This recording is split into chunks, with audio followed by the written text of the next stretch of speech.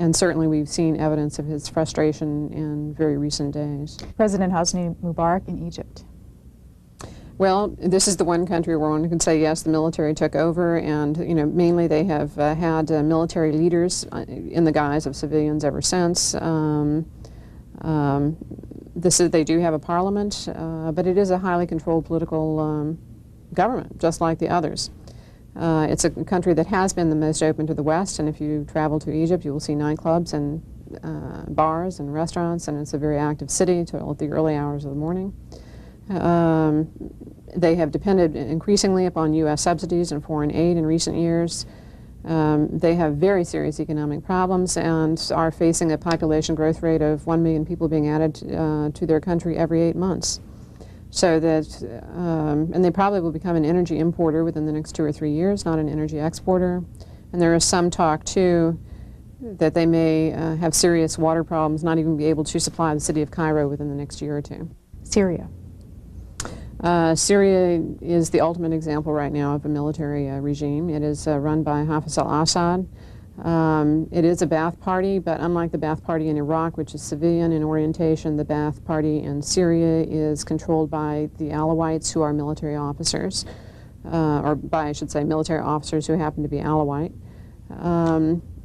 And once again, we see serious economic problems in Syria with water and electricity being cut off, sometimes for as much as 14 hours a day. The oil from Iraq through Syria was stopped in the early 80s. Syria has been dependent upon oil shipments from Iran. They have been diverted by the problems in Lebanon, and they have a large element of their army stationed in Lebanon now. So once again, we see many problems for the future here with this country. Thursday on C-SPAN, we'll continue the focus on events in the Persian Gulf. Our guests will examine the use of conventional, chemical, and nuclear weapons. Phone in with your comments and questions. Thursday on C-SPAN, beginning at 3 p.m. Eastern, noon Pacific Time.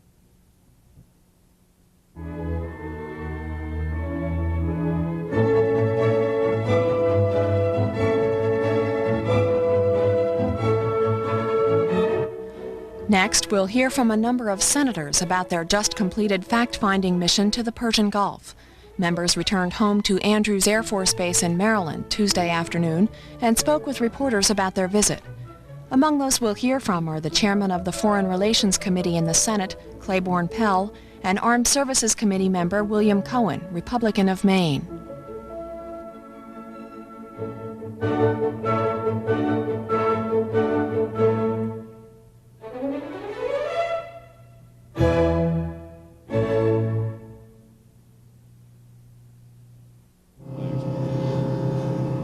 Our delegation has just returned from a 4-day mission to Saudi Arabia, Bahrain, Egypt, and the UAR. And we witnessed the greatest rapid redeployment or deployment on intercontinental terms of military force in history. The delegation is convinced the President's decision to send forces to the Persian Gulf area was an essential response to the Iraqi aggression. Everybody we met in governments in the area was supportive of the initiative and the leadership of President Bush. This mobilization was conducted pursuant to the United Nations Security Council resolutions. As a result of these deployments, the United States Armed Forces, along with the armed forces of other nations, are now in a position to carry out their missions of defense and deterrence, as well as to participate in the enforcement of the United Nations sanctions. We observed the effectiveness of the U.S. command, and particularly the high morale of the American servicemen and servicewomen in the areas we went to. We were encouraged by statements from King Fahd and Sheikh Zayed, President of the UAR, that sharing the burden of these operations would be a foremost consideration for their governments. And we also welcomed the statement by President Mubarak that he would be sending more ground troops. The UN economic sanctions already in place can cripple the Iraqi economy and erode Iraq's war-making capabilities. The UN Security Council has authorized interdiction of Iraq's maritime commerce. Because the embargo is being evaded by air, we suggest consideration be given to interdicting in the air as well. I would now turn, it was a bipartisan mission, and I would now turn to Senator Cohen, the ranking minority member. Well, thank you, Mr. Chairman. Let me just reiterate the key points that we tried to make while we were there. Number one, we wanted to determine what our military capability was, and indeed we had an opportunity to go out into the field, which was the desert as such, and also in the Persian Gulf to visit the USS Wisconsin. We had a chance to see how high the morale was, and indeed it was very high. We had an opportunity to convey to our Arab friends how important it was to have greater burden sharing, as well as a greater commitment of Arab troops to the region. And also looking at the possibility of possible evasion of the sanctions that have been imposed, if that can occur by air, and perhaps we can call for a greater tightening of those efforts. But it was a truly bipartisan effort, and I think that this is, demonstrates the strong support that the President has in this effort. We would welcome questions, and I'll take the first one, then defer to my colleagues. Do you get any sense of frustration on the part of U.S. commanders over there in light of the agreement the U.S. has made with Saudi Arabia, particularly in the question of who decides to launch an attack, a military attack? We did not get a sense of frustration on that, and the military commanders seem satisfied with their present command structure, and they're working very closely with the Saudis. I would now defer to my colleague.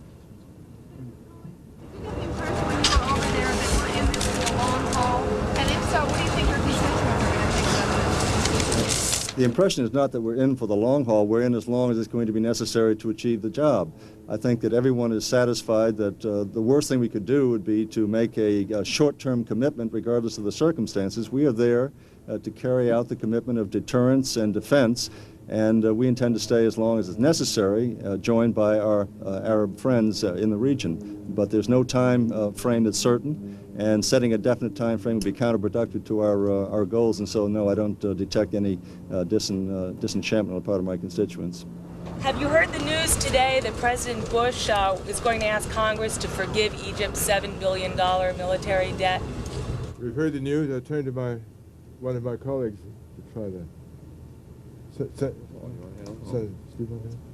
Well, that came up in our conversations with President Mubarak. That, of course, has been under consideration in the past prior to this event occurring. It involves only part of the Egyptian debt connected with the military, and they're under severe stress, and the Congress is obviously going to have to take a look at that. But we expect the Egyptians to commit further troops into Saudi Arabia, and that an agreement with the Saudis is about to be worked out for a significant increase in the Egyptian deployment in Saudi Arabia. We are very anxious that the multinational force be broadened in terms of additional countries and in terms of the contingents which countries already there have in place. So it truly is multinational. That's one of the most important aspects of this whole effort, and one that we were very much impressed with when we were out in the region. You didn't bring a hostage back with you, did you? No. Okay. What about that Iraqi warship ship that was seized today by a U.S. warship? Have you heard about that? And does that escalate tensions? We've not been informed of that. We just spent 7 hours in an airplane. 15, I'm corrected. 15. That's exactly right. Do you have any expectations of what will happen Sunday when the President meets with Soviet President Gorbachev, since you've been over there now?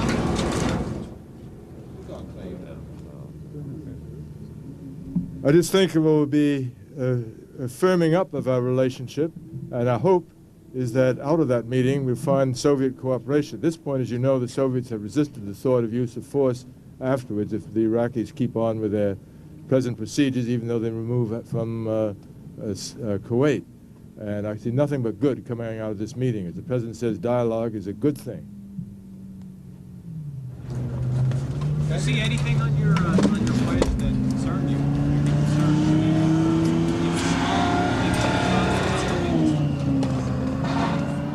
A detail, but I think the mail could get there more quickly. And we found them a little upset on that. Americans are worried about how much this is all costing and going to cost, especially if we start relieving other countries' debts. Are you concerned about how long their patience is going to run? Well, I think the chairman indicated, first of all, we're there not on behalf of the Saudis, but on behalf of the United States and indeed the rest of the free world, the industrialized world. This is not simply a gesture toward the Saudis for their protection. It's for our interest as well. It's a global interest, and we have a global responsibility. Secondly, I think the chairman pointed out that the Saudis and the president of United Arab Emirates indicated that they would certainly be looking toward a greater burden sharing. And so I think we can look forward to a lessening of the burden upon the United States and others who are committing forces and the resources devoted there. Did you have any contacts with Israeli government officials while you were on your trip? No.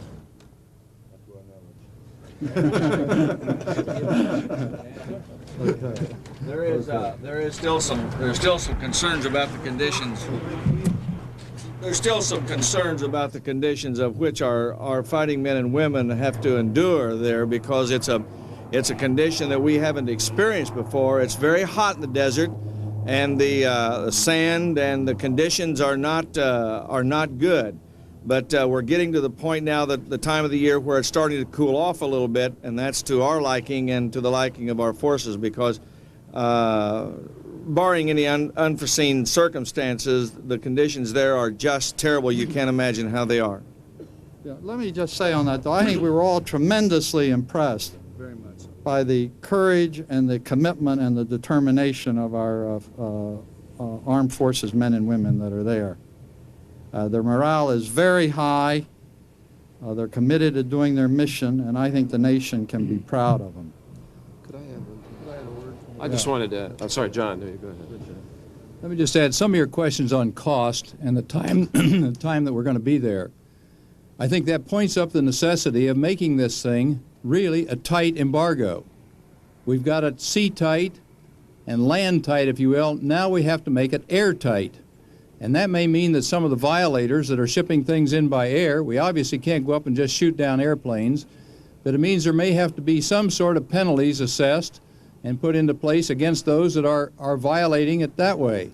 The longer this continues, the longer it's drug out, the more expensive it will be. And that means that for the first time, the UN has a chance to be effective by getting all of the forces marshaled in there and making this an effective embargo. You asked about some of our concerns. There are concerns about some aspects of the command structure there and how it would work in actual combat, about the logistics buildup, most of all about if we have to stay for a lengthy period of time, what the rotation of the troops would be, and if Saddam Hussein gets backed into a corner, what's he likely to do that would draw international attention or try to split the Arab world. So those are all concerns we have. The main thing is make this embargo tight, make it stick, and that's the best chance of keeping this whole thing cheap and getting it done with right away. Like that. And structure. I just wanted to add one other comment, if I may, to the question of cost and patience. We were all struck by the degree to which both President Mubarak and King Fahd emphasized the UN nature of this and the potential really for a new world order to be created in the context of the post-Cold War period. The fact that the Perm 5 at the United Nations are cooperating in this, the fact that this is really the world against Saddam Hussein, and the fact that there is such unanimity in a commitment to try to make the sanctions work makes this unique. And I think that for all of us, our best hope that young Americans and other countries' young people are not going to wind up fighting and dying is that we make these sanctions work and that we continue to build this consensus and work for this consensus. That, I think, is very, very special about this. And I think every single one of us were struck by the commitment of all of the Arab countries we were in to that notion. And in fact, King Fahd said that if the sanctions don't work, he thinks it's very important to go back to the United Nations and discuss subsequent actions, and I think we were struck by that. Who is in charge? What is the agreement that Saudi Arabia has with the U.S. and who would make the decision on moving on to We asked our commanders about the command, the chain of command and command control issues, and they expressed satisfaction with the current situation. They believe that they are under no restraints to protect American servicemen, and at the moment our position in the area is defensive.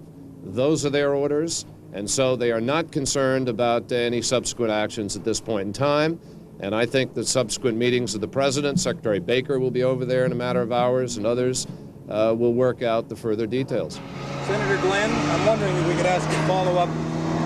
Could I ask a follow-up on your issue of violators? What did you learn over there about who they are specifically and how frequently they're moving into Iraq? Didn't learn anything new about that, except we hear the news stories about air traffic in, Libya possibly shipping some things in, Yemen shipping things in. We can have the sea embargo rather effective, is effective, will be effective, and land routes will be cut off as the sea access is cut off. But air shipments could keep things going for a little while, although it'd be difficult unless there was a real massive airlift to supply the necessities for some 17 million people or so just by air. But I think the sooner this thing can be brought to a halt, the best chance of bringing this thing to a halt rapidly is if this embargo can be airtight. And it's not that way quite right now.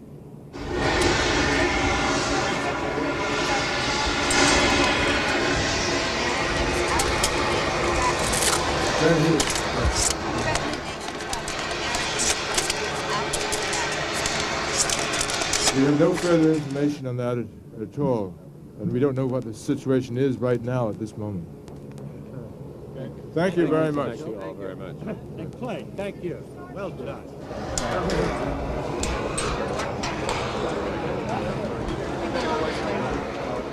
Senator Moynihan. Senator Moynihan.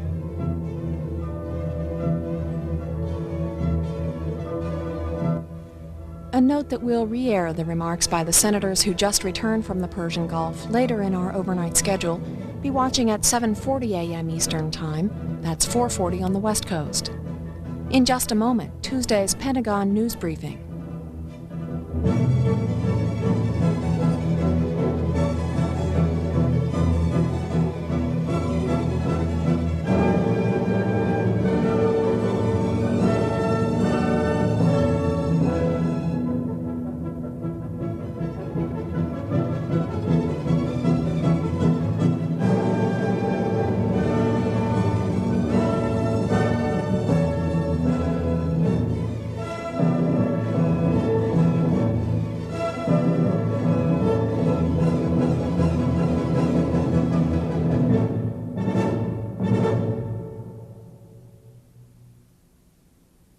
Here are some recent letters from our C-SPAN viewers.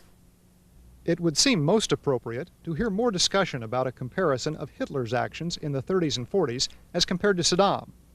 With all the concern over a supposed shortage of oil, isn't this the time for Congress to act on a strong energy policy?